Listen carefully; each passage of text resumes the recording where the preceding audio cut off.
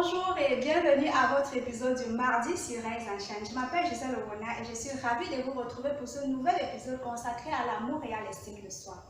Aujourd'hui, nous allons parler de l'estime de soi proprement dit. Lorsque vous devez vraiment vous aimer et vous estimer vous-même, vous devez comprendre que la question de l'estime de soi est une question primordiale, mais une question vraiment difficile parce que nous vivons dans une société où très peu de gens s'estiment vraiment.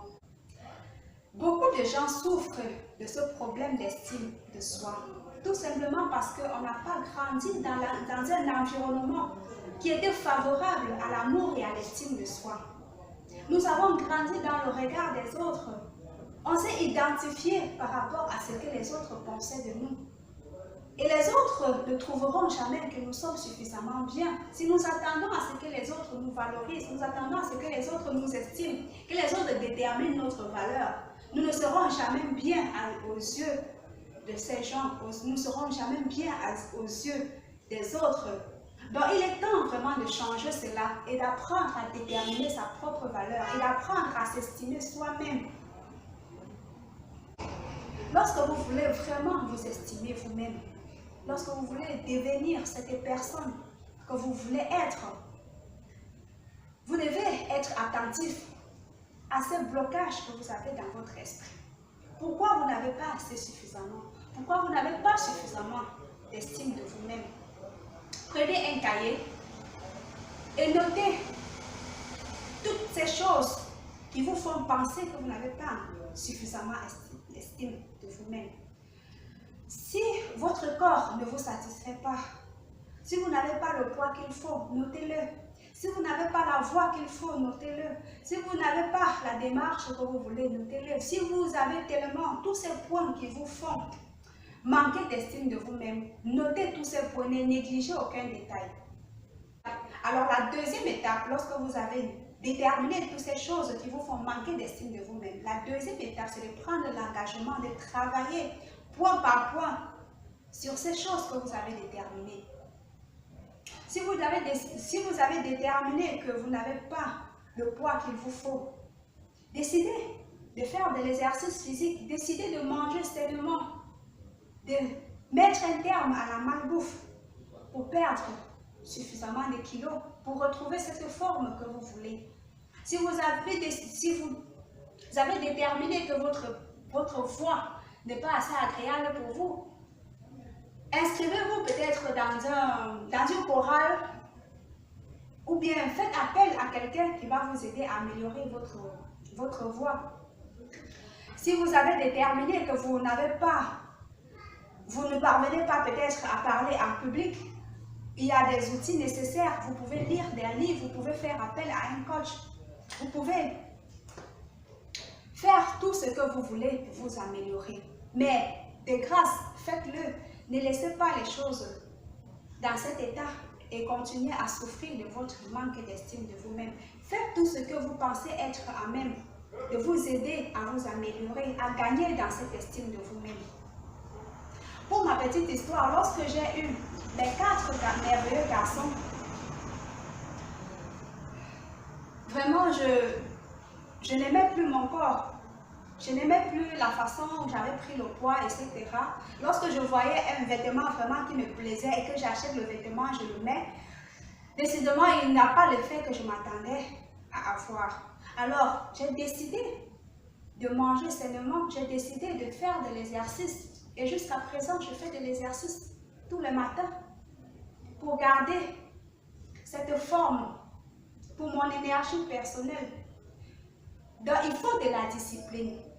Pour grandir dans votre estime de vous-même, il faut de la discipline pour vous améliorer. Ça ne va pas vous tomber dessus. Vous devez faire un travail de fond sur vous-même.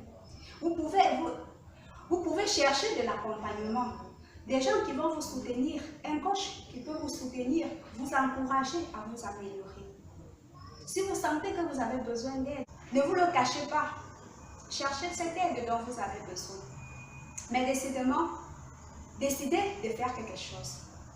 Faites quelque chose pour vous permettre d'avancer. Ne restez pas dans cette situation. La troisième chose, c'est que vous devez savoir que, quoi que vous fassiez, vous ne serez jamais assez bien pour tout le monde.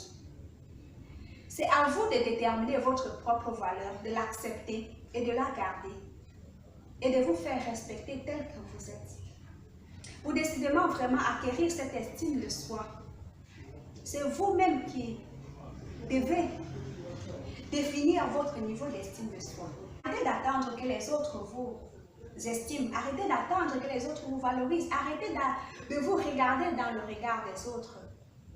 Pour ma petite histoire, lorsque j'ai eu l'opportunité de faire un stage académique, lorsque je préparais mon BTS dans un cabinet comptable et fiscal, je me rappelle, je travaillait avec le propriétaire du cabinet, l'expert fiscal en question. On était en train de travailler sur le dossier d'un client.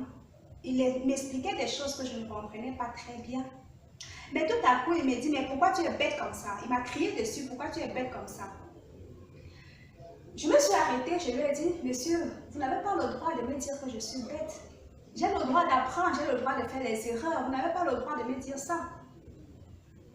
J'ai pris le courage de lui dire cela. C'est vrai, mon cœur battait la chamade. J'avais peur qu'il me dise, par exemple, de sortir de son cabinet et de me renvoyer pour toujours.